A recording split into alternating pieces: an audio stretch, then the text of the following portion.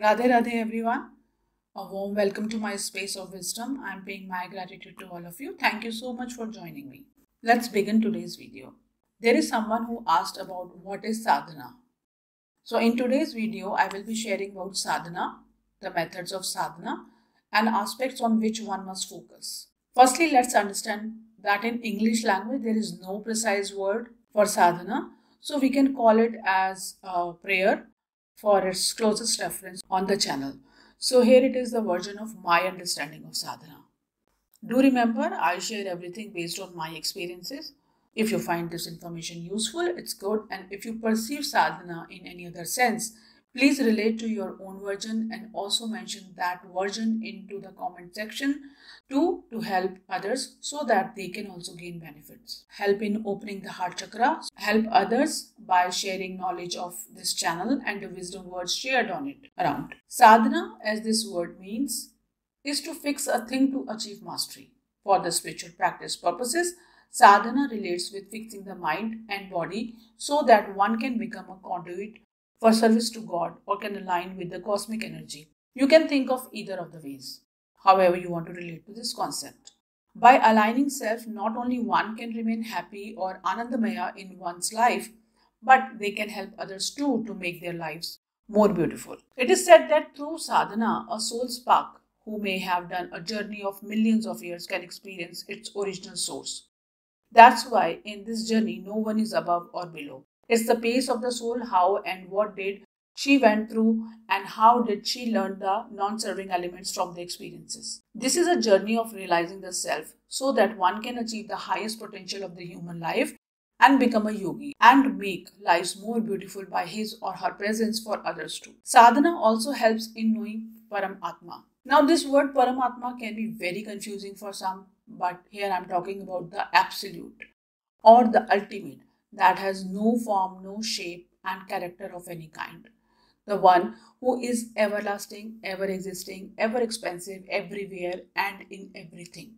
The one that is called Nirakar without form and Ekakar in unity as one. Sadhana turns a beast to a saint.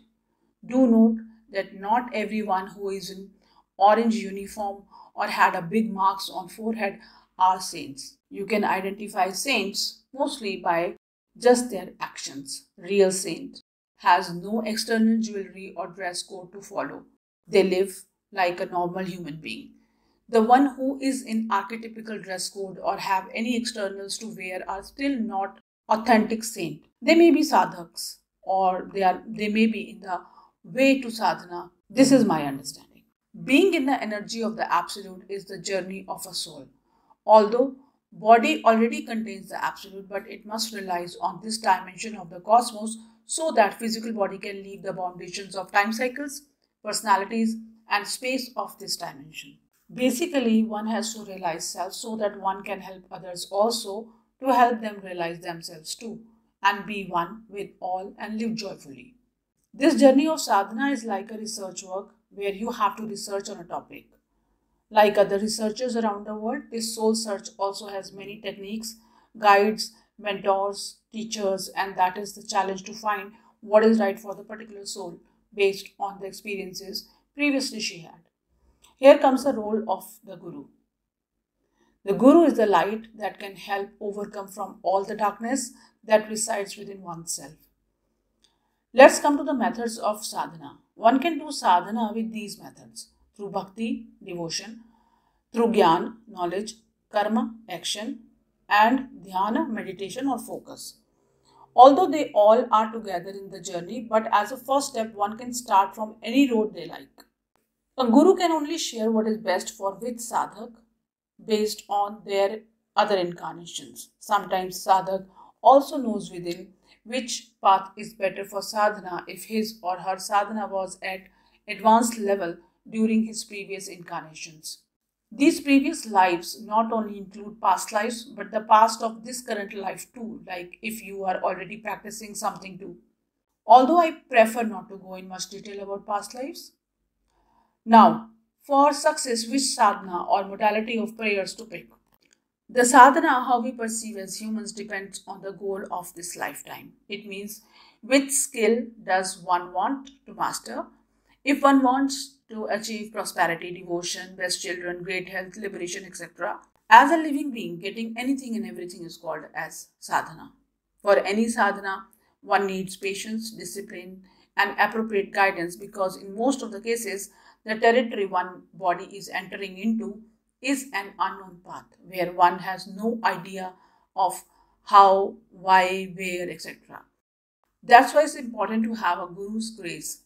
Regarding Guru, I have already posted a few videos. I will add the link of it in the description box too. The path of sadhana has many trials, errors, failures, and pitfalls, etc., that in human terms we call as the teachings of the self.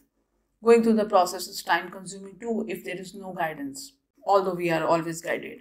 The person who has reached to his goal, one who is on his way, and one who has just begun cannot have the same wisdom and experiences. That's why one must have a guru as per your likings, goals, and ways. For example, if one needs success in money matters, one must look for manifestation coach and knowledge of financials and so on.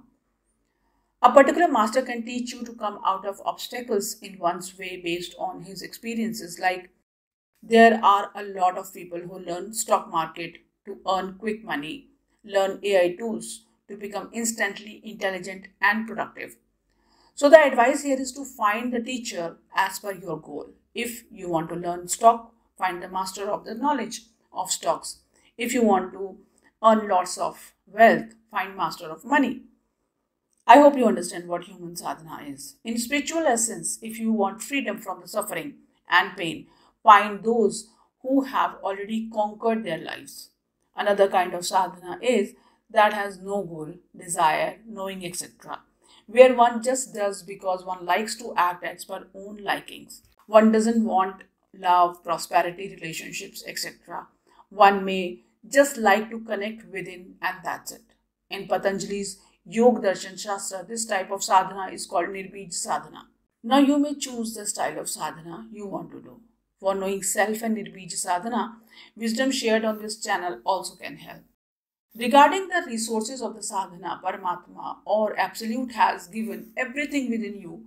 So mostly we don't need anything from outside, not even knowledge.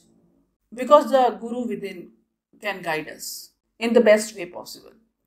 So just fix a goal and take action, or do sadhana without any goals. It's totally your choice.